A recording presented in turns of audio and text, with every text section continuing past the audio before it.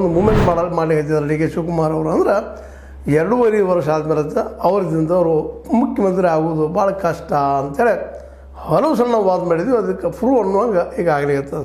ಜೊತೆಗೆ ರಾಜನ್ ಅವರು ಸಹಿತ ನಾವು 2022 ಕಾಂಪಿಟೇಷನ್ ಮಾಡೋರು ಅಂತೇಳಿ ಸೂಕ್ಷ್ಮವಾಗಿ ತಾವು ತಮ್ಮ ಬೆಂಬಲಿಗಳಂಥ ಸತೀಶ್ ಅವರು ಸಹಿತ ಸೂಕ್ಷ್ಮವಾಗಿ ಹೇಳುವಂಥ ಕೆಲಸ ಇದೆ.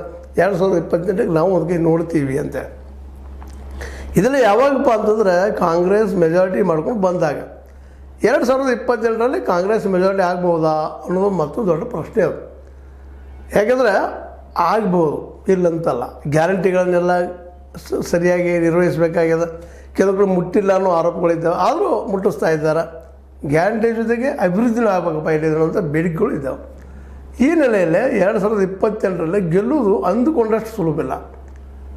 ಆದರೆ ಅದನ್ನು ಗೆಲ್ತೀವಿ ಅನ್ನುವಂಥ ವಿಶ್ವಾಸ ಡಿ ಕೆ ಶಿವಕುಮಾರ್ ಅವರಿಗೆ ಇದ್ದಂಗೆ ಕಾಣ್ತದೆ.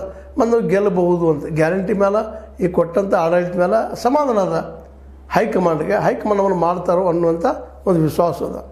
ಈ ಕಾರಣಕ್ಕಾಗಿ ಅವರು ಇದ್ದಂಥವ್ರು 2028 ಡಿ ಕೆ ಸರ್ಕಾರ ತನ್ನಿ ಅಂತ ಹೇಳ್ತಾ ಇದ್ದಾರೆ, ಪ್ರಚಾರ ಮಾಡಿಸ್ತಾ ಇದ್ದಾರೆ ಅಂತೇಳಿ. ಮತ್ತು ಈಗಾಗಲೇ ನಿಧಾನಕ್ಕೆ 2028 ಕಾವು ಏರಿಕೆ ಶುರುವಾಗ್ಯದ. ಎಲ್ಲರೂ ತಮ್ಮ ಲೆಕ್ಕಾಚಾರದಲ್ಲಿದ್ದಾರೆ. ತಮಗೆ ಬೇಕಾದ ಮೀಡಿಯಾಗಳ ಮೂಲಕ ತಮಗೆ ಬೇಕಾದಂಗೆ ಬರೆಯುವಂಥದ್ದು ನಡೀತಾ ಇದೆ. ಈ ದೇಶದೊಳಗೆ ಎಲ್ಲ ಮೀಡಿಯಾ ಹಿಡ್ಕೊಂಡು ಉಳಿದ 3 ಅಂಗಗಳು ಸಹಿತ